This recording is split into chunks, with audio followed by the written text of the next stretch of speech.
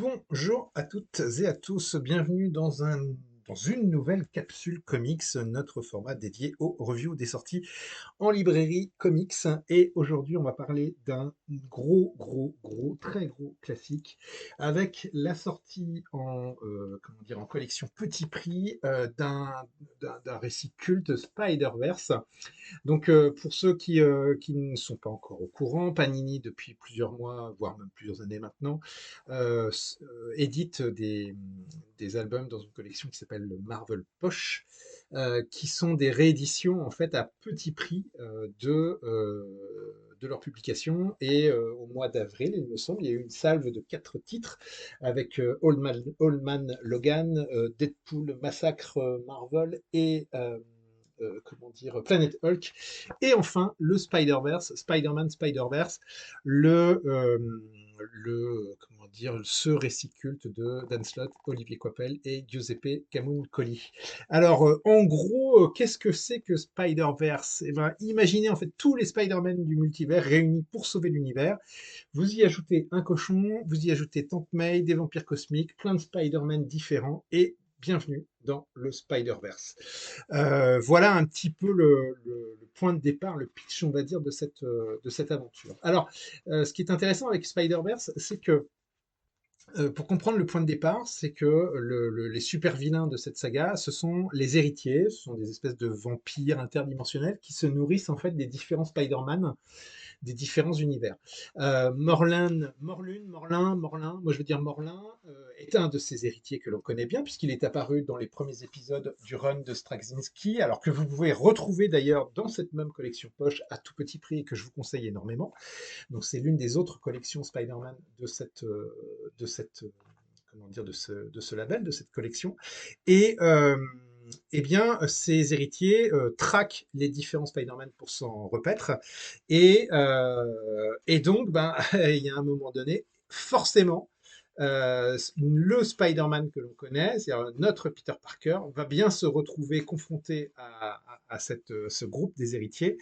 Et pour pouvoir lutter contre ces héritiers, eh bien, les différents Spider-Man vont devoir se liguer pour former une équipe et bah, essayer de terrasser, en tout cas du moins repousser les héritiers. Il y a une ambition assez démesurée dans ce récit parce que, alors évidemment, qui n'apparaît pas forcément aujourd'hui en 2025, en 2014, je crois que c'est un récit qui date de 2014. En 2014, quand c'est sorti, la notion de multivers n'était pas quelque chose qui était forcément aussi développé qu'aujourd'hui.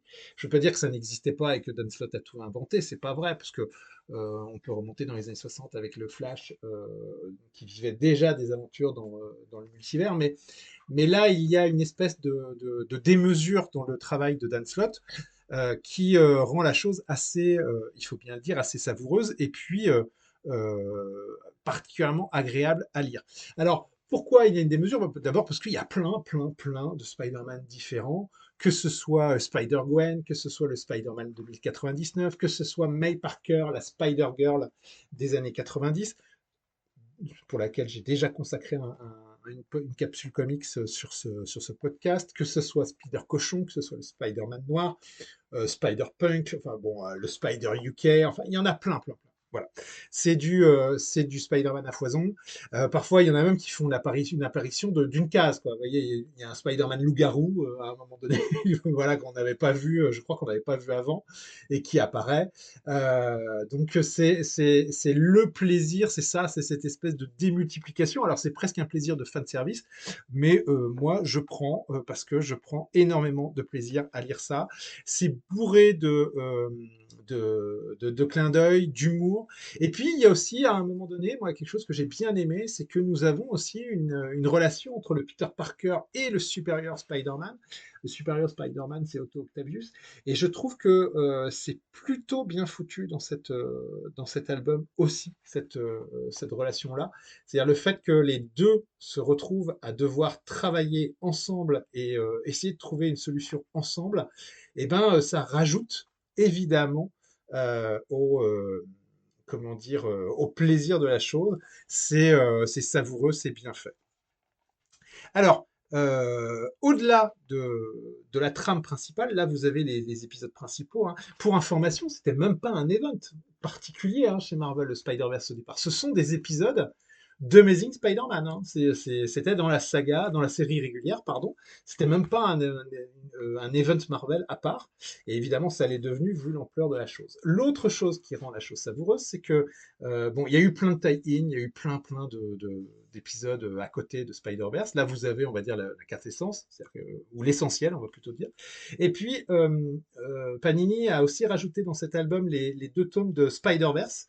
Alors Spider-Verse, ce sont des numéros spéciaux qui contiennent donc des histoires tie-in.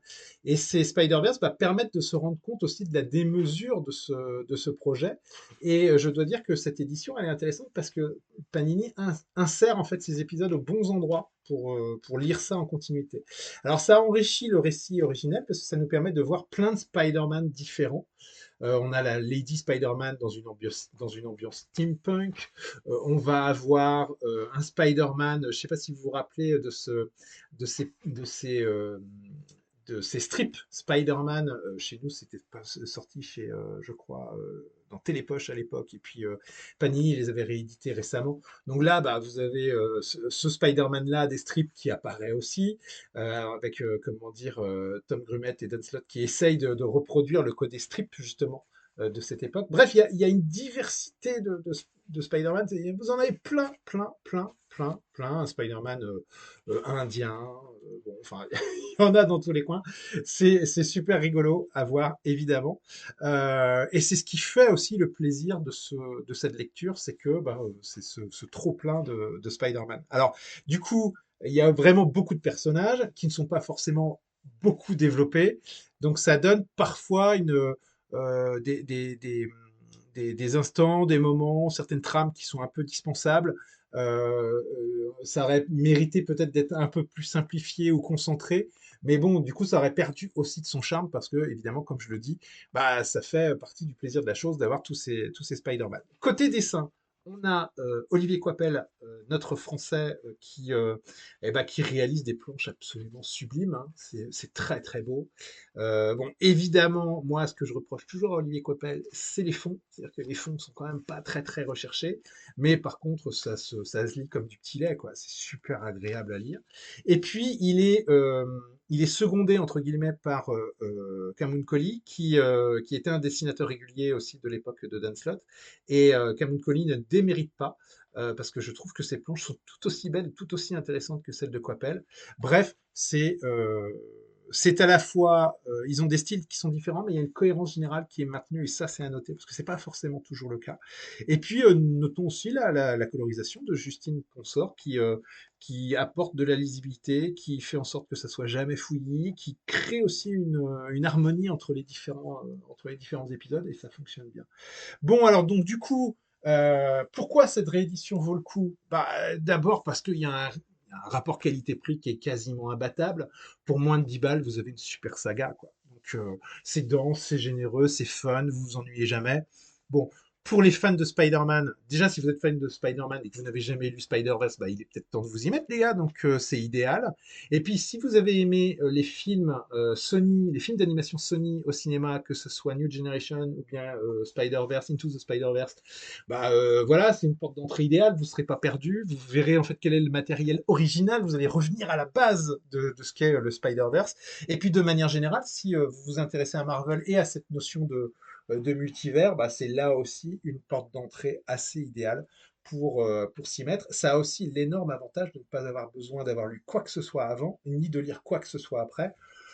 C'est quand même pas si fréquent que ça. Bref, conclusion, si je dois donner un avis très rapide, c'est fun, c'est intense, c'était un gros event Marvel qu'on n'a pas vu venir. Franchement, ça vaut le coup. Il faut il faut découvrir Spider-Verse pour vous forger un avis. C'est un des meilleurs trucs que Dan Slott ait pu écrire sur Spider-Man. Alors, si vous voulez aller un tout petit peu plus loin, j'ai publié un article sur le site Top Comics, je mettrai le lien dans la description si vous voulez lire ça à tête reposée. Et puis, si, comment dire, il y a un petit truc qui pourrait être rigolo que vous pourriez faire, c'est en commentaire peut-être me mettre quel est, vous, votre Spider-Man ou votre Spider-Woman préféré dans le multivers. Est-ce que c'est le classique Peter Parker? Est-ce que vous adorez Spider-Gwen? Est-ce que vous préférez le Spider-Man noir, dont la bande-annonce bande-annonce d'ailleurs de la série télé vient de sortir aujourd'hui même. Est-ce que c'est Spider Cochon? Bref, en commentaire, n'hésitez pas à me dire quels sont vos Spider préférés. Voilà, c'est un de mes coups de cœur. On l'avait mis hein, dans la recommandation, je l'avais mis dans la recommandation du mois d'avril. On a tous les mois, on publie un podcast de recommandation des sorties du mois, et ça avait été un de mes coups de cœur, et j'ai encore eu un gros plaisir à le relire. N'hésitez pas, allez-y, c'est un des meilleurs titres Marvel Poche que vous pourrez acheter en librairie. Sur ce, je vous dis à très bientôt, lisez des comics, partagez-les, ciao ciao.